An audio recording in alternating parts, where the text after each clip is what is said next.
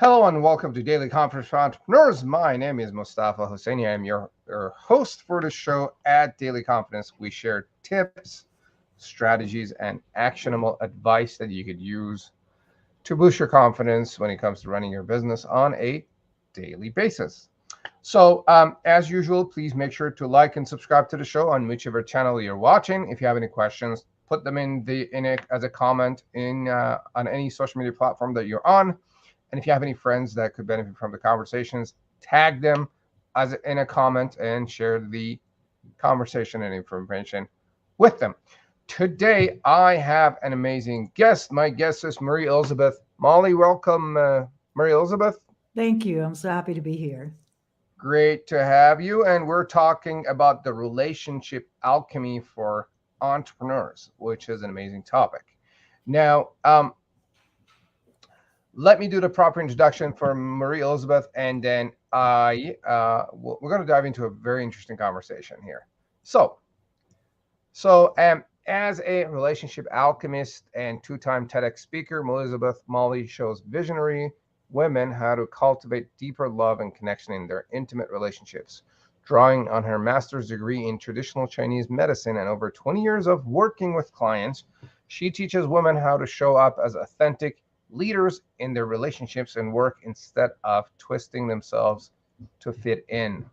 Marie Elizabeth's work has been featured in Thrive Global, SWAAY, and Forbes, and she is also a member of the Forbes Business Council, a published author with an MFA in poetry from Sarah Lawrence College, and an underwater photographer who has a thing for sharks.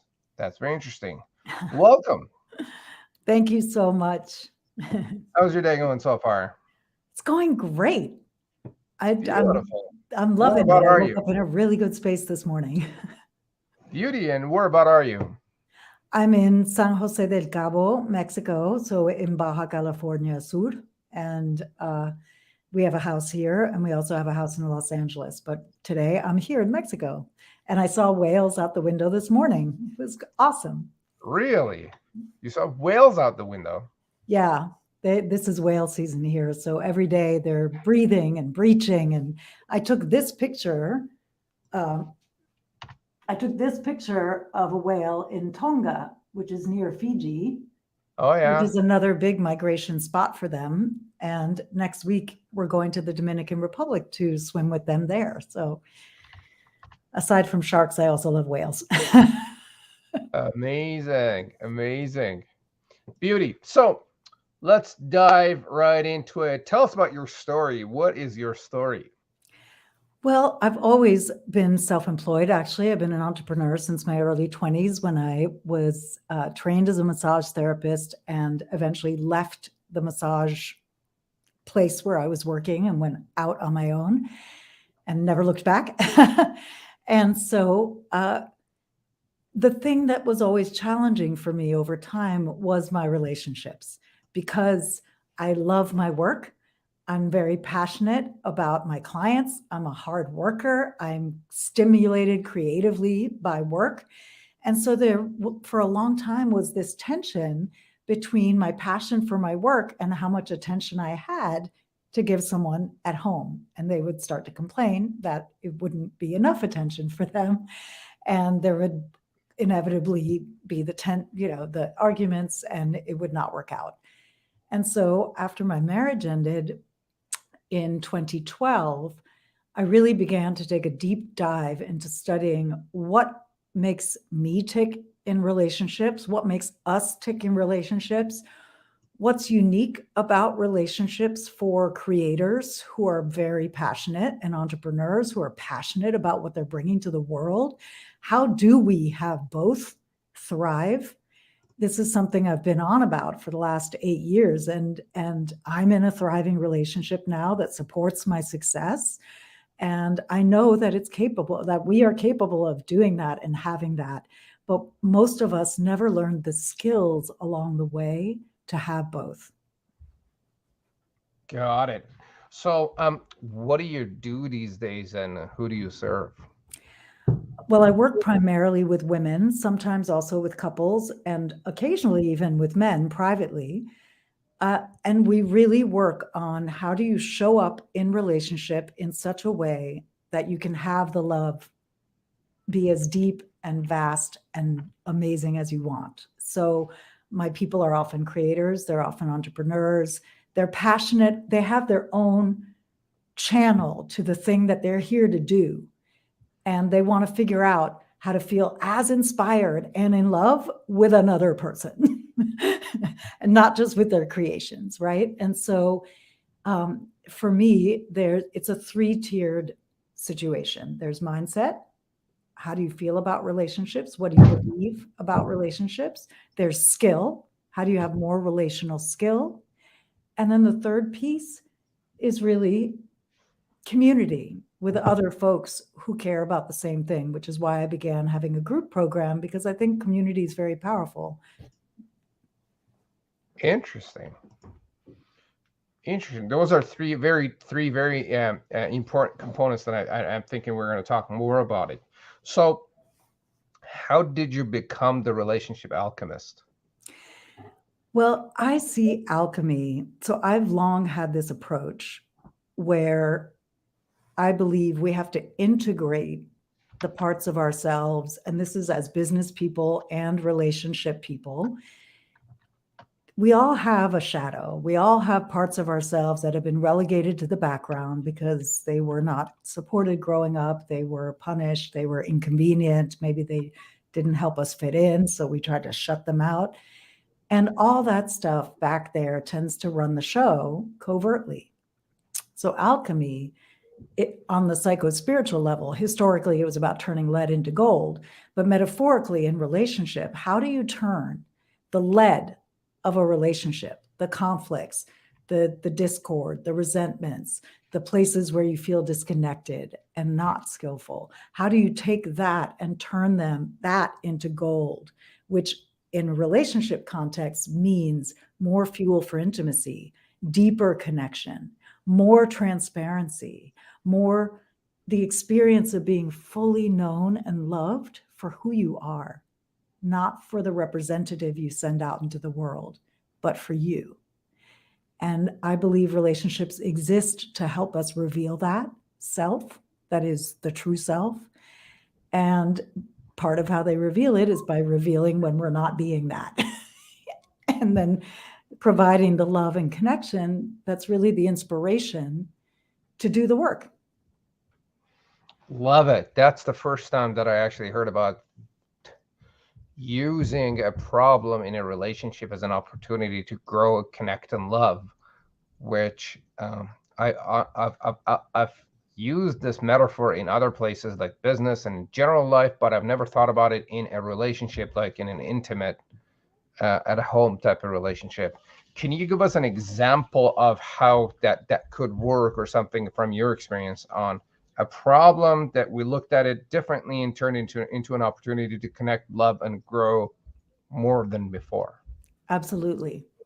So each of us has a stress, what I call a stress style.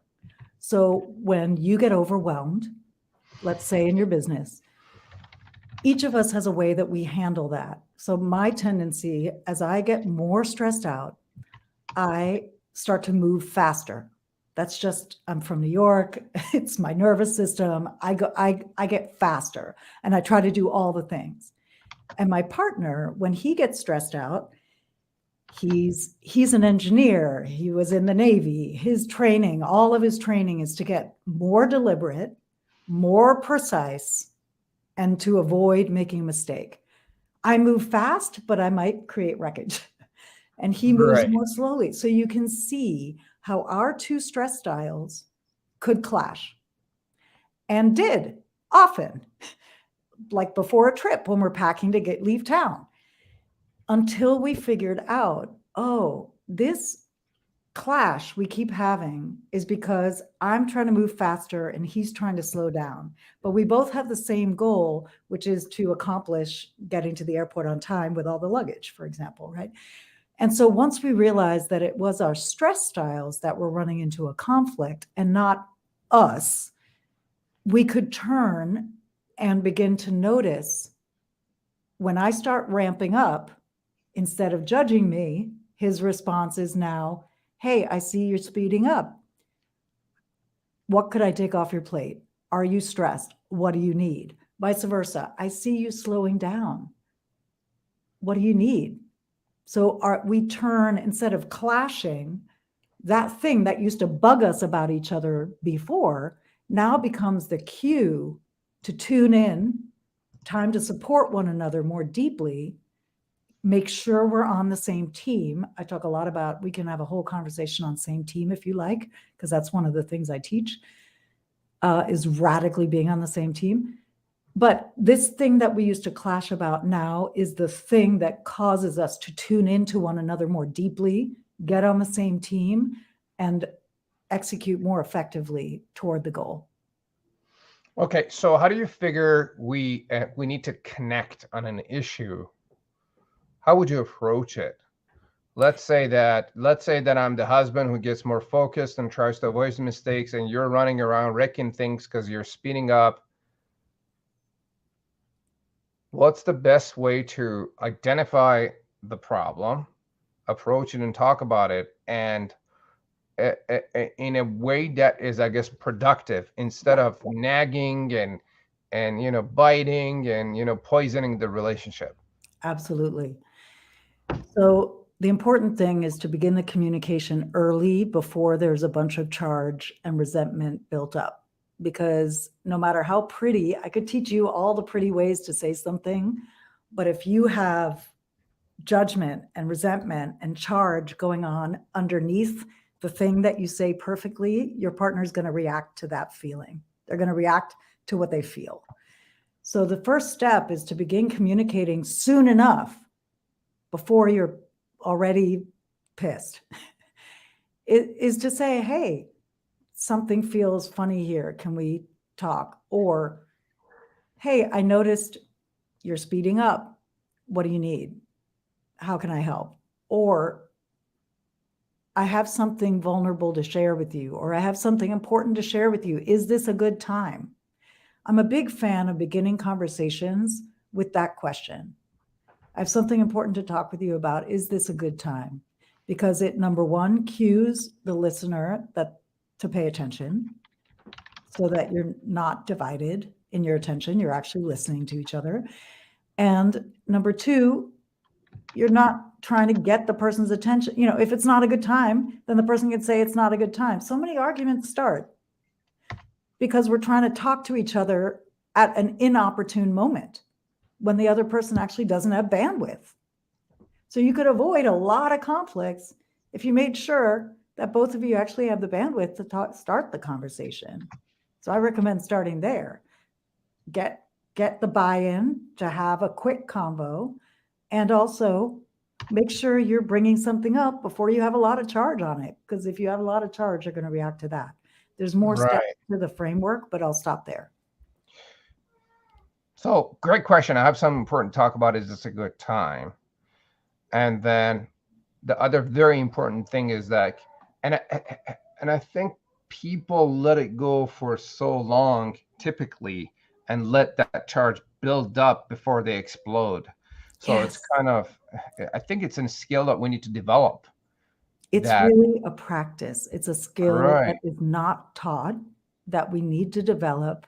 And depending on our family of origin, we may or may not have had the experience of people actually talking about things in an open way. Right. Most of us probably had the experience of suppress, explode.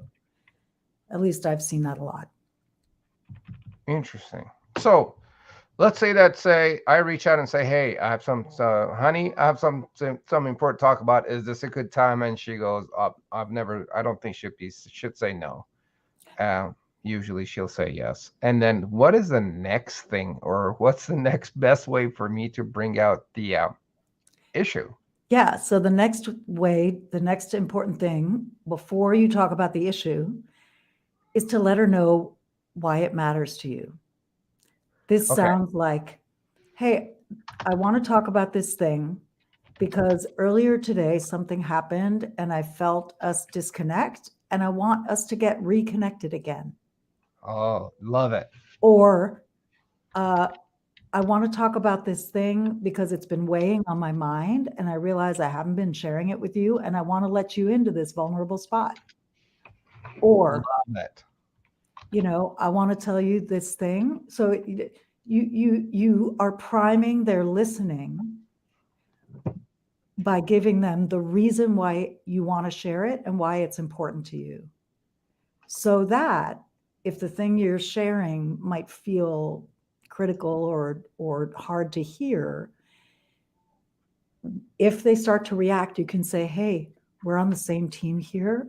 I'm sharing this because I want to be connected with you. I'm sharing this because I need to share, like I've been withholding something and I don't want to withhold anymore. So it provides having the goal in mind, just like in business, having the goal in mind gives you the path to get there, right? And so any time in the conversation when it starts to go off the rails, either one of you can say, wait. Our goal here is to get more connected by the end of this conversation. The way it's heading right now is not leading to that. How do we bring ourselves back? That was gold right there. Gang, if you're watching or listening, and if you have any questions, make sure you pop them in a comment, and we'll make sure we'll answer it. But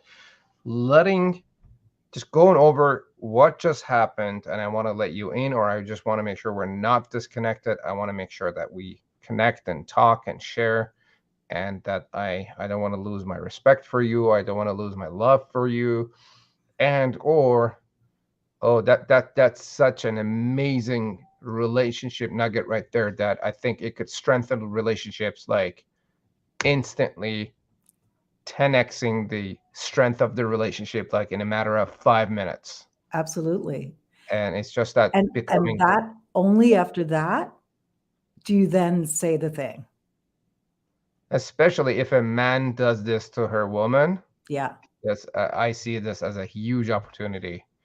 Tell me more. I'd love to hear how you see that as an opportunity. I'm curious. Because men don't do that. Typically, men, if you ever read Men Are From Mars, Women Are From... I did many years ago. Women are from somewhere else? Venus, right? And so we just communicate differently. And as men, we try to go in our cave, try to figure things on our own, and we keep our women outside and we don't let them in until we figure things out. And then we may talk about it. Maybe. Right? Yeah. Maybe. But then if we go in with our women and say, honey, I need to let you in on something, I could see her lighting up like in a matter of seconds. Oh yeah. Right? It's such a huge relationship booster that I'm gonna actually try this today. Oh good. Let me know. I will do this today as soon as we're done. And because I want to let you in on something, because I want us to, whatever the reason feel more connected. I want us to, etc. Or I just need to let something off my chest. Exactly. Right? I just need to let you in on something because, so I know men need to practice this more because we don't do this enough. I know women need to practice this as much as men because we don't do this either. Women don't do this either? What I see is women come with like, whether or not the man is available to hear it. And by setting it up, and then the man is like, whoa, and not a good time. Here we're talking very heteronormative. I work with a lot of queer folks. This is not gender, we're not only talking about heterosexual relationships here, but very often one partner will be more the emotive partner who thinks, who processes out loud. So what we're talking about is different processing styles. And what you're describing is an internal processing style. Someone who goes inside, figures it out inside, and then only shares it when it's done, when they've figured it out, like when they're right. And then what we're also talking about is the opposite kind of processing style where you figure out how you think and feel by talking about it. Yeah. So the talking itself is the working out. of the situation, which can be very frustrating to an internal processor because you're like, why do I have to listen to all this crap? Don't you know what you want? Let me fix it. So this setup helps the two different processing styles to get on the same team because number one, both people are primed to listen. Hey, I've got something important to talk with you about. Is this a good time? Both people can be 100% present. Number two, I want to share this with you because I want to feel more connected because XYZ, whatever the reason is. Like my goal for this conversation is that we get to hear whatever the goal is. And then here's the thing, when you brushed me off the other day when I tried to kiss you, it hurt my feelings. It made me feel like I don't matter. Like then you say the vulnerable thing. And for either partner, it opens the door for the conversation to be constructive and to come back to being constructive if it gets destructive. And it allows for both people who have maybe different processing styles to meet. So we will talk about how extremely important this is for business owners because we're dealing with men and women all day long. But I guess we need to figure it out at home, make it a habit so we could transfer it elsewhere, if I'm not mistaken. That's exactly right. It's how we do anything is how we do everything, right? So if we get more skillful with communication at home, where the charge is high, it helps us handle our team better. It helps us navigate client calls, sales calls, being happier because you feel more connected and you're getting enough sex at home has you be more attractive to a potential client because you just feel good. Like it has wide-reaching effects. You just read my mind. Like, guys, if you're listening to this, try what we just went over because I've done it in the past, but I certainly don't do it enough.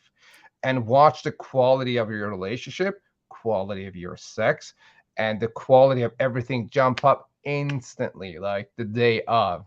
As you talk about a confidence builder, right? Oh my Lord. And it will just be amazing. And she will just be there for you just very easily and quickly. Now let me bring this up because so men cave in and try to think it through. Women like to talk about things, right? And so usually what women, in my experience, resort into is their mom, their sisters, their girlfriends are the ones that are going to get on the phone, talk about the issues, but not the partner.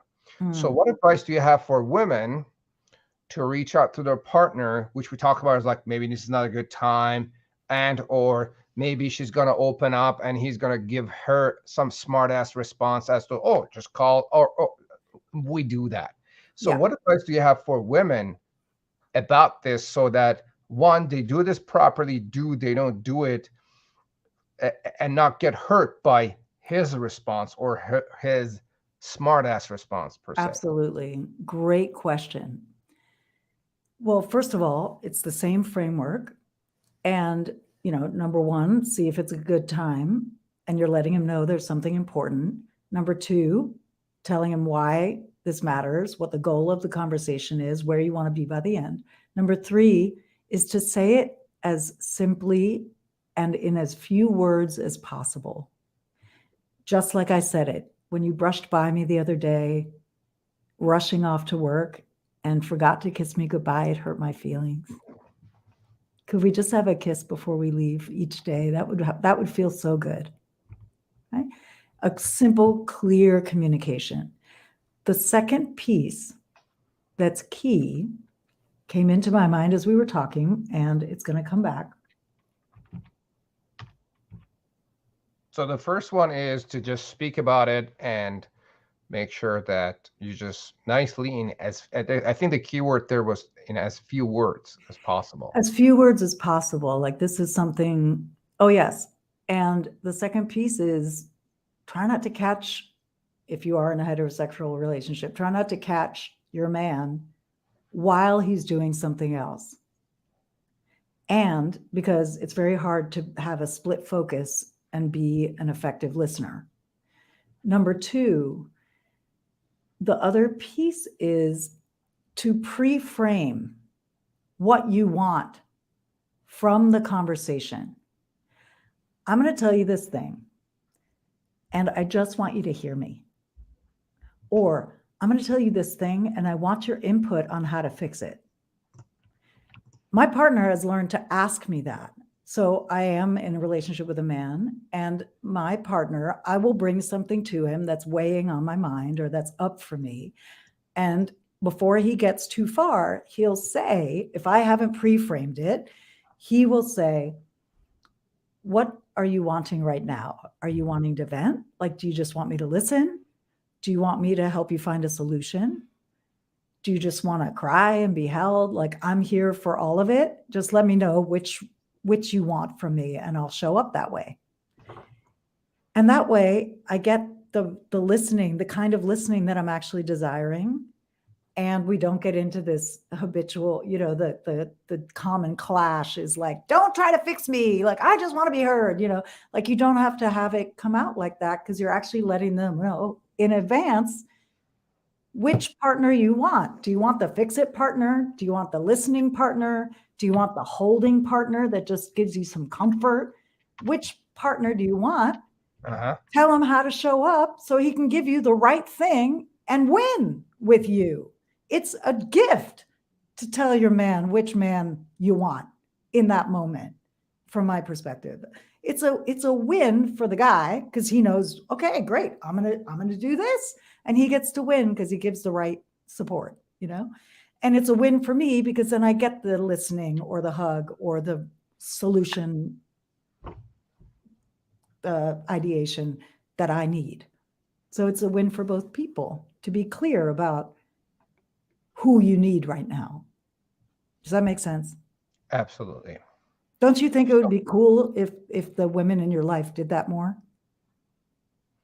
I think if yeah, absolutely. Right? Where it's like, hey, Mustafa, I want you to listen to this thing that's weighing on me, and I don't need you to fix it. I just need to hear myself talk out loud. Are you willing to just let me talk out loud, figure it out? And I bet you'd be like, great, I'm off the hook. I don't have to fix it. Awesome. Yeah. Right? But then I'm also thinking about the men that would be a total jerk. And they would respond like a total ass and just not be there and not hold the space for her to connect.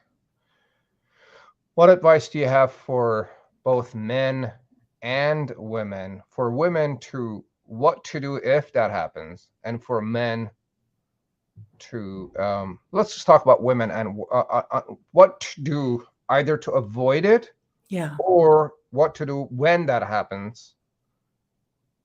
Let's just talk about that first. Got it. So to avoid it, you use the conversation framework I just downloaded to you. Because if you're not just like dumping your unmediated stuff in his direction, you are probably going to get a better response. But if you're just like dumping your stuff over there, you might get a smart ass response, or you might get like a half-assed response because he's not really listening. I will say there's a caveat. If there's been a pattern in place in the relationship for a long time of sniping, criticism, smart ass response, comments and things, it could take a minute to undo that. You're undoing a pattern that's already in place. So it might take a minute for that to stop. So I have two suggestions here. The first one, if he does something dumb, just ignore it. It's like training a puppy. You reward the behavior you like, you ignore the behavior you don't like. This takes a lot of self-will to not take it personally. This is where we have to be an adult. Number two, if your feelings are hurt, you start the process over again. Hey, honey, I have something to share with you, something important to share with you. Is this a good time? Like maybe the next day you say, and then it's like, I want to do this because something happened yesterday that had me feel disconnected from you and I want to reconnect. Great. Hey, when you said that thing yesterday, that hurt my feelings. Next time, would you please either frame it, say it differently, or Just maybe don't say it at all. My mind is running in some different directions, but go ahead. I'm sorry. I didn't mean No, to I'm done. So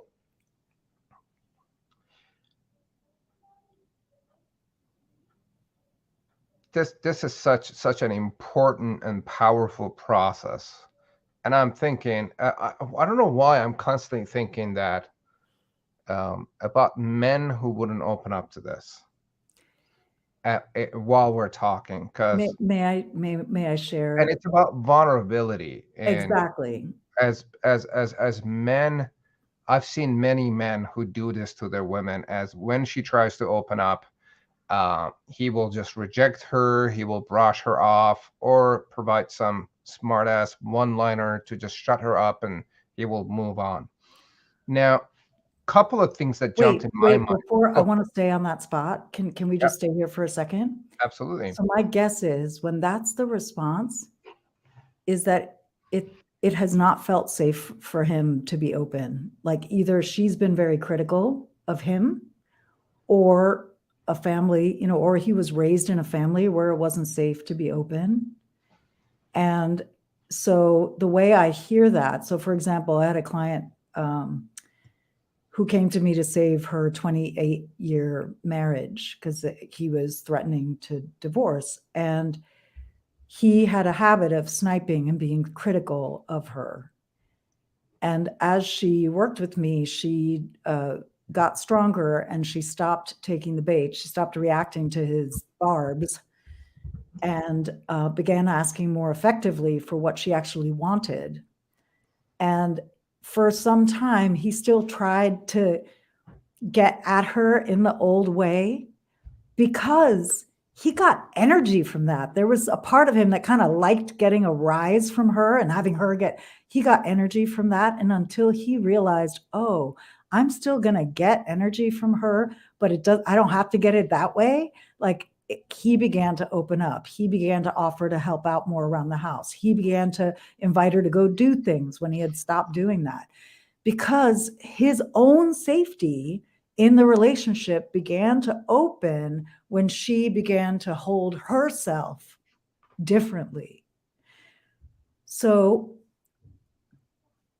that's example number one. Example number two, if you're with somebody and they're not willing to begin to open up, then you have a decision to make for how long you want to stay in that relationship. Like if there's no willingness to shift the dynamic, and you're making an effort to be responsible and clear in your communication and vulnerable and all of that, and you're not, and your partner is completely not receptive to that and belittling you,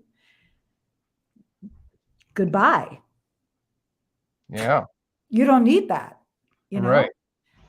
So that's my two responses to that. In Absolutely. my So, experience, men usually transform when they mhm. are treated with the respect they deserve and when they're approached in this way.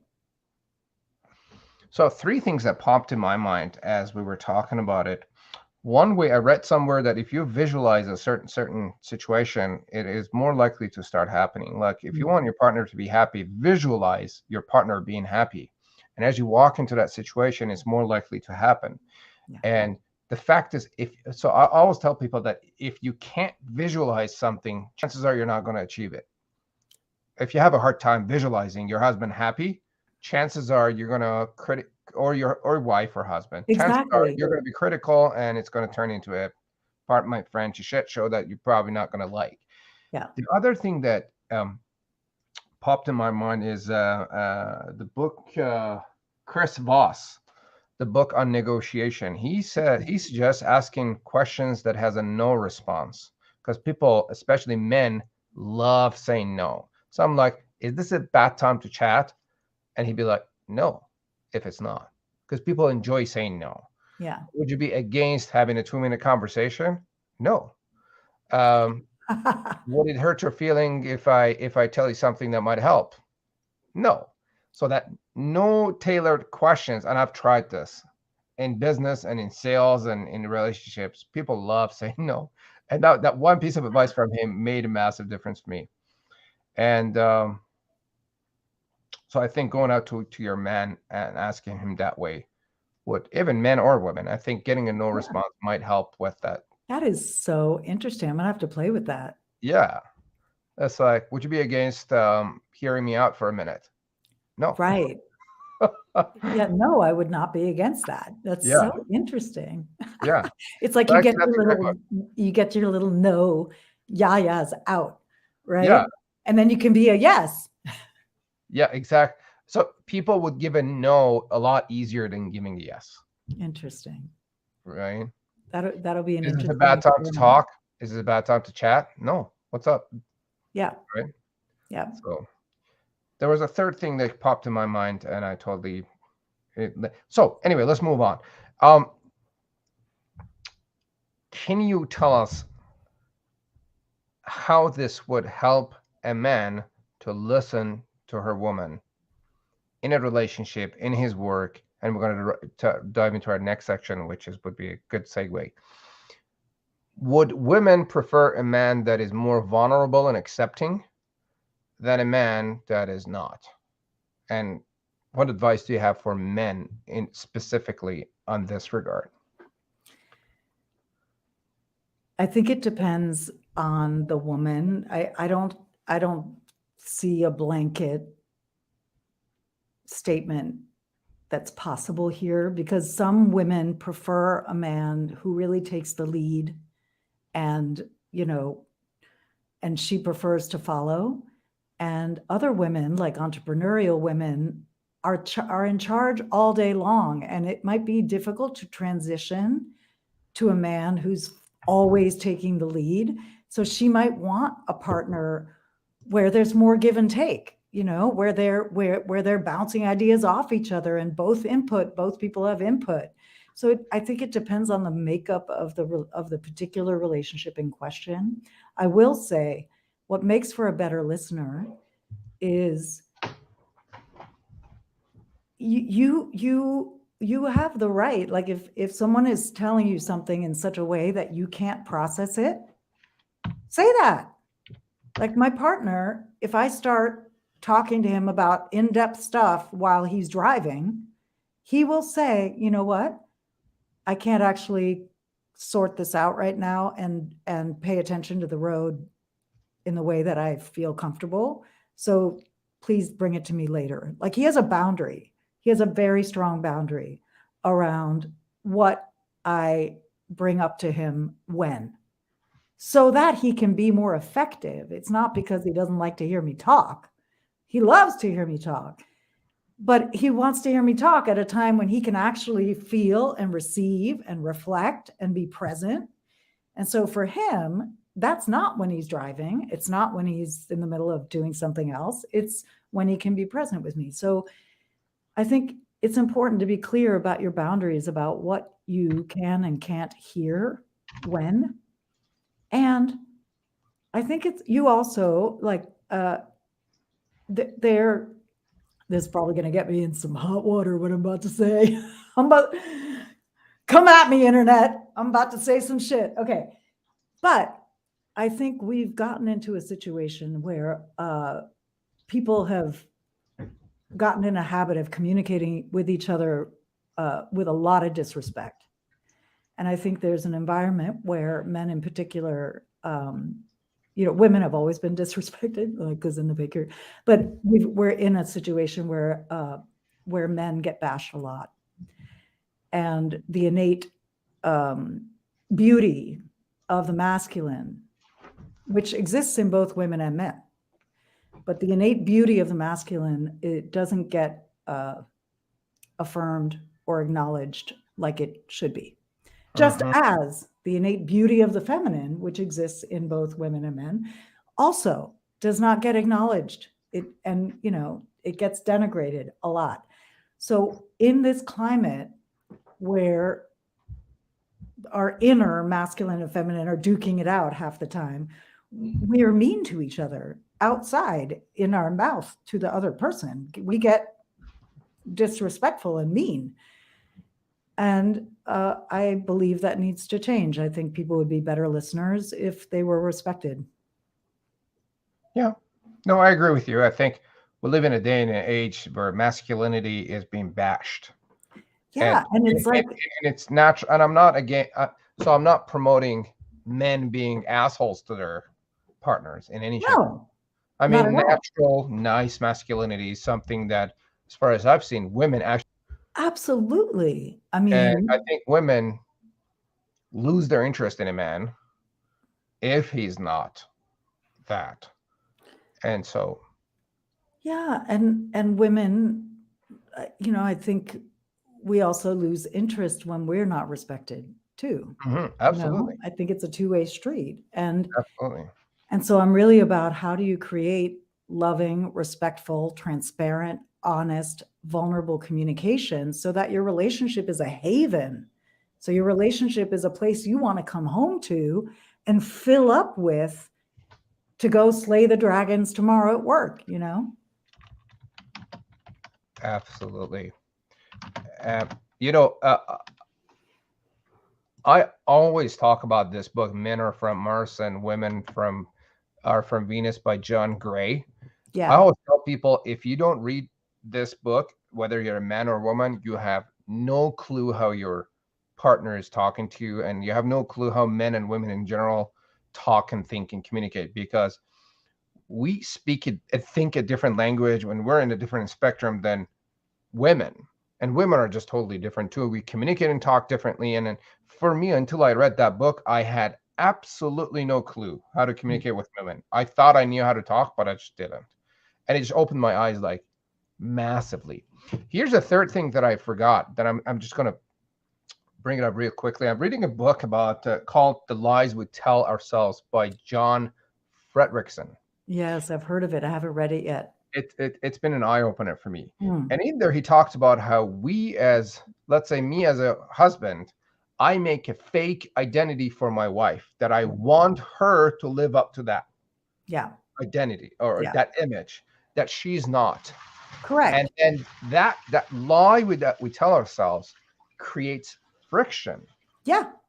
And then what happens is that we don't accept the person as he or she is, and that's what creates a lot of issues as well. So Absolutely.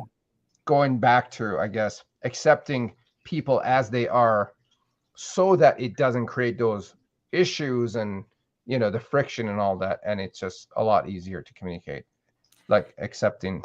Absolutely. I mean, that's the kind of relationship I encourage and like to facilitate to make happen is a relationship where each person is their own person. They get to be themselves and then they choose to be together as a team. You choose each other because the connection that exists between you fuels each of your growth, fuels each person's expansion into the truth of who they are. Like if you're trying to control your partner to make them in this little picture of who you think they should be, that's not love, that's manipulation. Like that's not a relationship, that's a fantasy. Like that's just like not gonna work. And eventually one or the other person is going to wake up and need to get out of the box.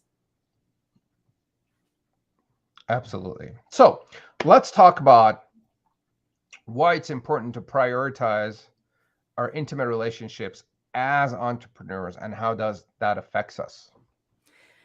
Well, the first most direct effect when we don't prioritize our relationships is that they simmer in this, unhappy kind of neglected frequency and it drains our energy at work. I mean, how many times are you distracted at work rehashing the fight you had last night? Like you can't focus because you're pissed at something they did or said. And so by tending to your relationship and making sure that that feels great, you can actually be at work and focus on work. It creates a healthier division, Yeah. in your mental space. And also, I think, and this might be more particular to women, what I'm about to say is because women, we attract a lot by our radiance. And I don't mean like physical beauty, I mean the energy that we come with. And the more radiant we are, the more we tend to land clients, entrepreneurs I'm speaking to now. So attending to your relationship, having your relationship feel juicy and amazing and connected, and you get to feel expressed and you get to receive and you get to give, and all of the yummy stuff actually has you be more attractive. People can't put a finger on it, but they're like, oh, that one has the it factor.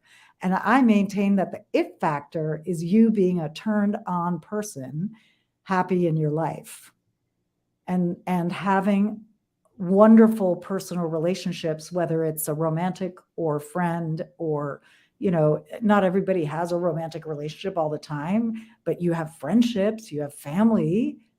And the more those relationships feel good and lift you up and have you feel wonderful, it directly impacts your bottom line. And here's a very specific example. When you get good at asking for exactly what you want in your relationship without shame, without fear, you actually get better at sales. It helps your sales conversation. Now, can you say that one more time, please? Yeah. The better you get at asking directly for what you want in your relationship at home, being clear about your requests, receiving a person's yes or no with equanimity, and moving on, the better you're going to be at sales. If you can't ask for what you want at home, if you get all like, could you maybe go to the store? Cause like, I can't, I've got the cat on my lap and my back hurts and I'm just too tired. Would you get me the thing? If you're like doing that thing, I can guarantee you're messing up your sales conversations. Like, you can't ask for the sale. That just gave me goosebumps. That was a powerful sentence right there.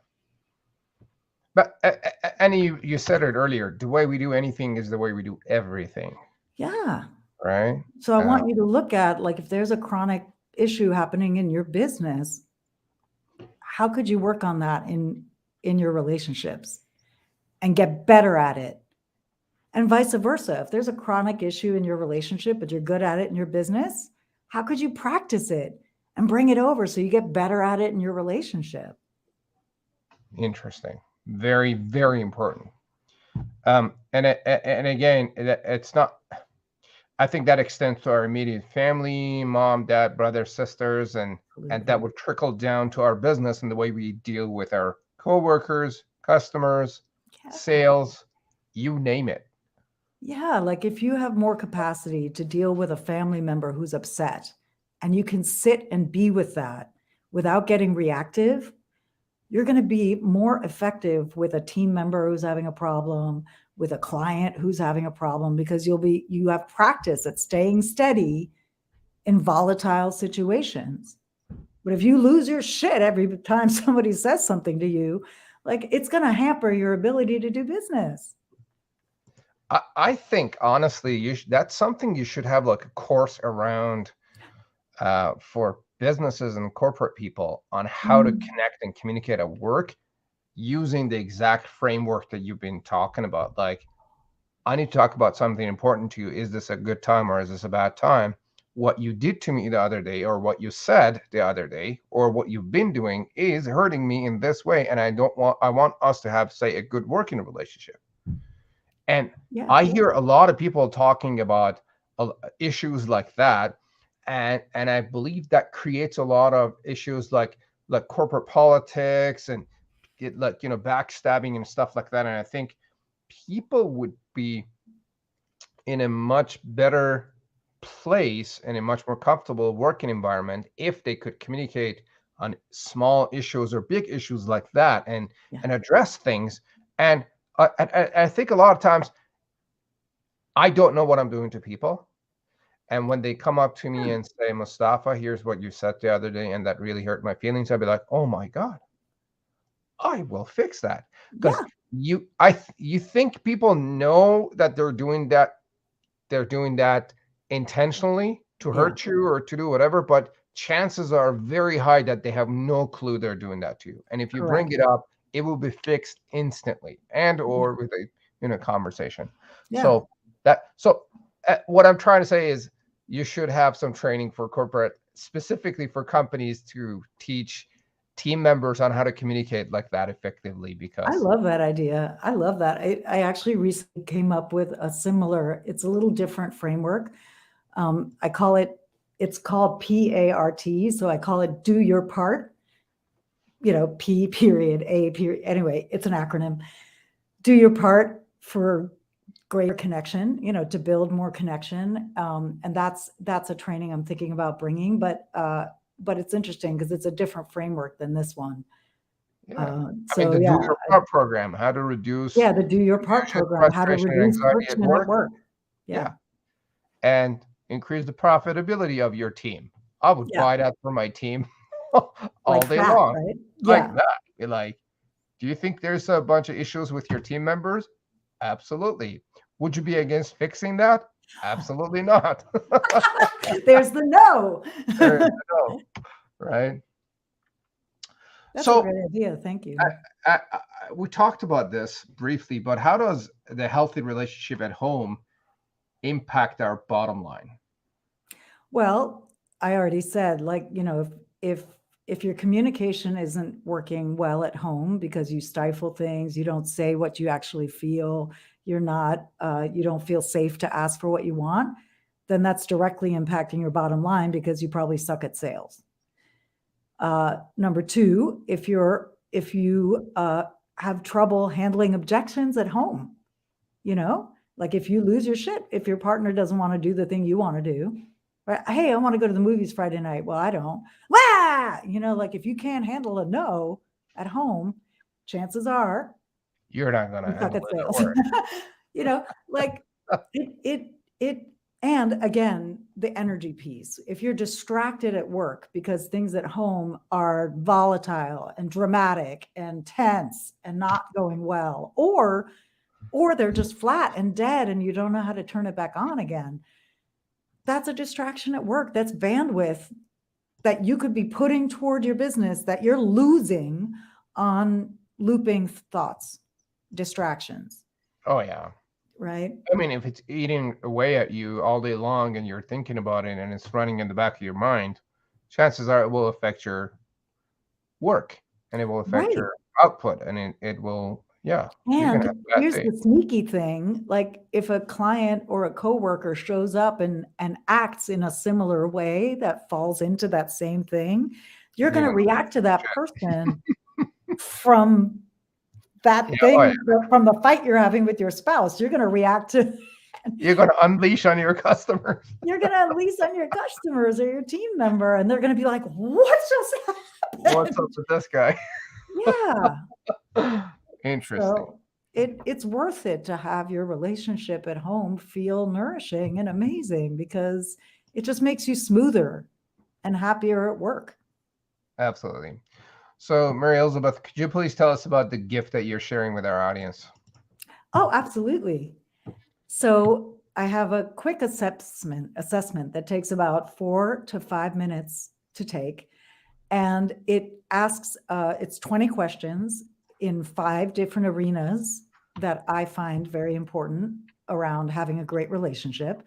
And in a short period of time, like 4 to 5 minutes, you can see and celebrate what's working great, where you're strong, where the strengths are, and see where you need to focus your attention, because awareness is the precursor to change, right? If you want to improve something, first you have to see what needs to be improved. And so this assessment helps you see, oh, we're doing great over here, but I can see, oh, we tend to, we don't always resolve conflicts very well, or, oh, we need to put attention on what our vision is for the relationship where we're headed, or, you get to see directly where you need to put your attention so that you can know where to focus your efforts. Because otherwise it can be like, oh, I want my relationship to be better and I don't know what to do. This will give you the basis to know what to do, because you know what to focus on, because you'll see very quickly which scores are high and which scores are less high. Love it. So, gang, if you're watching or listening, get access to Relationship Alchemy assessment, which will take you 4 to 5 minutes. The link is in the comments on the show on social media, and it's in the descriptions of the show. Get that link, do the assessment, and do reach out to Mary Elizabeth to tap into her wisdom this was a very enlightening conversation, and I could see us going for easily for another 2 hours Oh, if yeah. we had more time, because there is way more to cover. But unfortunately, we're running out of time today. So do get access to the Relationship Alchemy assessment, and do reach out. Lona, can I ask you some questions, some more personal questions about you? Yeah. All right. So, what's a new thing that you have tried recently? In business or in general? Any in general, Ah, business, life, you oh, name new thing I tried recently. I don't know if I can say this publicly. I just did an ayahuasca ceremony for the first time with a beautiful Mexican shaman couple. I've never felt drawn to do it before. I've always felt it was very commercialized and I don't know, not for me. And after I met these people, I thought, oh, I can be in ceremony with them. And it was a really beautiful experience. We were outside under the night sky, watching the moon go across the sky. I just felt such gratitude for life and really What? felt connected. What's the name of the ceremony again? Ayahuasca. Ayahuasca. Mm-hmm. It's And a what? it's a plant medicine that indigenous people. It's a combination of a few roots, and you drink it, and it's good. It's done in ceremonial context. Psychedelic. It's not for me. It wasn't very psychedelic. For some people, it is psychedelic, but I didn't have any visions. I had more just physical sensation of bliss, and it's different times. We'll see if I ever do it again. If I'll have visions, I don't know. But for me, I felt really connected to, there's a song that Mercedes Sosa made very famous that's called Gracias a la vida, and the words are Gracias a la vida que me ha dado tanto, like thank you to life that has given me so much. And it still makes me emotional. The woman started singing that song during the ceremony, and I just was like, that's it. If I can just live in gratitude each day for life that has given me so much, that's enough. Love it. So, I want to check it out. I've been recently told about the world of psychedelics, and I don't have enough information about it, but apparently, it's an entire world worth exploring. And I highly recommend checking out maps.org, maps.org. It's an organization that has been studying the psychotherapeutic use of psychedelics, and because there's a lot of research being done into psychedelics and psychotherapy and how to do it under doctor supervision, and that people are healing depression and suicidal ideation with ketamine. I mean, there's all sorts of amazing research going on. And so MAPS is a really good hub. Maps.org is a good organization to really get foundational knowledge in the research. And just, they're doing a lot of work to legalize and use substances in ethical and medical, responsible ways. Because it's not about it being a party drug. Yeah. Interesting. Now, what are your top 2 or 3 favorite books that have made a massive difference in your life or business, or books that you recommend all the time?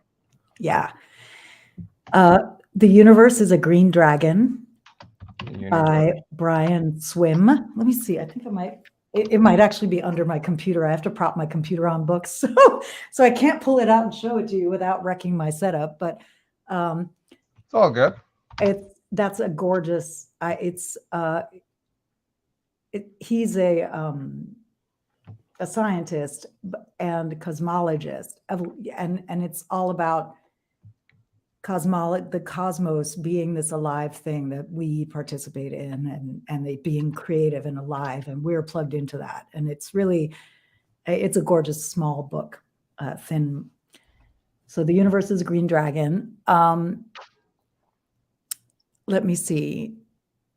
Another seminal book for me, I'm trying to think of one on relationships. Actually, my former relationship coach, wrote a gorgeous book called Uncompromising Intimacy. And that's by Alexandra Stockwell. And it's really,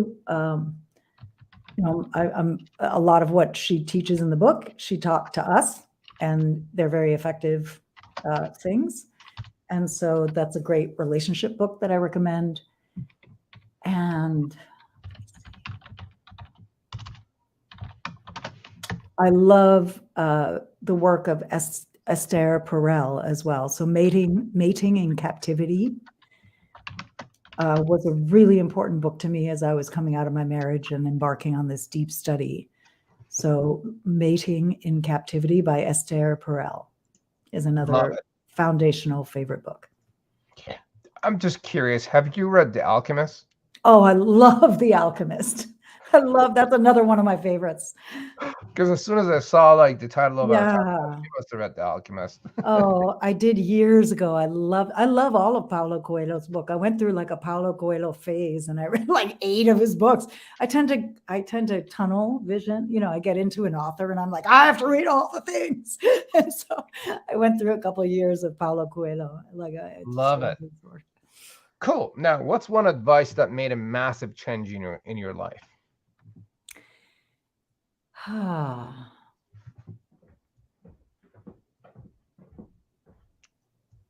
I would say the biggest, which is the advice I actually give now typically, is to stay curious.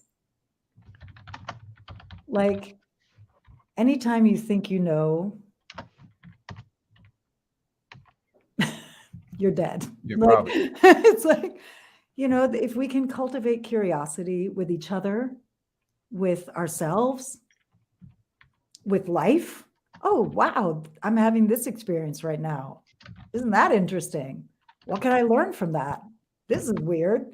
Like the more we can have, it creates an openness and a flexibility. My dog does not like curiosity, clearly. It creates an openness and a flexibility of thought that I think is necessary. Love it. If you had a Facebook or a Google ad where everyone on the planet with access to internet could see, which should be a few billion people, what would your message be for the people of Earth?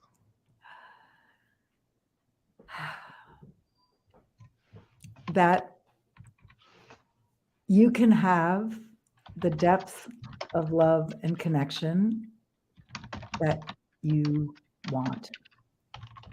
It's possible.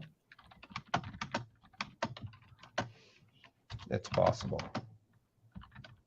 Love it. And the corollary is you're not broken. You're not broken. There's nothing wrong with you. You just need to learn how to show up. That's too many words, but I'll just stick with you can have the love and connection you want. Love it. Mary Elizabeth, this has been an absolutely amazing conversation. I really appreciate you sharing your wisdom and showing up 100% and being open to, sharing your knowledge. Could you share with us where people can find you and they find out more about you other than downloading your gift? Where else they could access and reach out to you? Yes.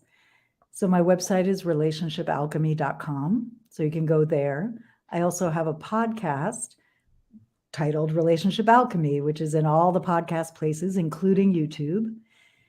I also have a weekly live broadcast that I do like this on Facebook, LinkedIn, YouTube. So follow me on Facebook at Relationship Alchemy MEM, which is also Instagram, which is also LinkedIn.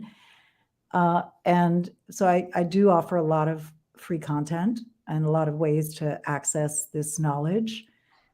So those are the main places to start. And I have a program for women that's beginning in April. And so if you want to do a deep dive with me for a year and really overhaul from the ground up how you do relationship so that it becomes loving, generative, all the amazing things we've talked about today, then reach out through the website, take the assessment, get on my list, reach out, book a call. Absolutely. Love it. So gang, do a search for her name, join and subscribe to her podcast, follow her and subscribe to her YouTube channel. And what you bring up, Mary Elizabeth, is very important, and I think it makes a massive impact in our relationships, in our working relationships. And I see that very easily, how a lot of problems are springing from this big or small issue. Yeah. And it trickles down in different areas of life, friendships, relationships, and business. And so it's important to think about it, work on fixing it, and work with a professional like yourself, and possibly in a group that you would put together. I think that your program would have a support group and a support component, which makes it even easier for people to get in there, get feedback, and work on improving their relationships. That will show up in their bottom line and the results and the rest of it. So, gang, Absolutely. do reach out, search her name, and as usual, please like and subscribe to the channel. If you know anyone that could benefit from this conversation, which should probably easily be 8 or 9 people out of 10 people that you know, tag them in a comment. And I believe an improvement could be made. It's true. And, only one person, I work with couples as well, but I will say that if one person in a relationship is committed to improving, it changes the dynamic. Very often, the partner, you're in an energetic bond with someone. Yeah. So if you start changing something, the connection will change. So if you have a partner who maybe isn't into all this stuff, it's okay. If you start showing up different, they're going to shift. Absolutely. And if they don't, that's your answer, but hopefully they'll shift. You're absolutely right. It's an equation where like A plus B equals C.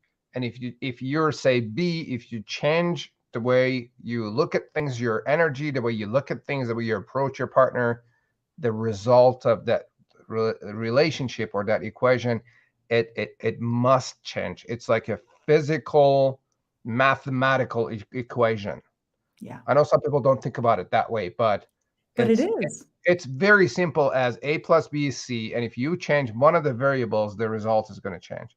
Amen. And I've seen people saying, oh, but he doesn't care, right? Or she doesn't care. But, and then it's like, as long as you change or stuff, like, quick example, I started thinking about a person that I deeply care about differently, and the results changed instantly. Exactly. And like I actually put a picture of them smiling it's right in front of me right now as the background of my computer, which I'm like, when I talked about the visualization of the person and how you want them to be for you, and it has started changing instantly. That's amazing. Yeah. People respond to how we think and feel about them. Yeah. Yeah. Absolutely. So Love powerful. it. Beautiful. Appreciate it. Thank you, gang. Please, again, like and subscribe. And if you have any questions, put them in a comment on social media on whichever channel, and we will get back to you, either me or Mary Elizabeth, and we'll go from there. My name is Mustafa Hosseini, your host for the show, and I look forward to seeing you on our next episode. Bye now. Thank you.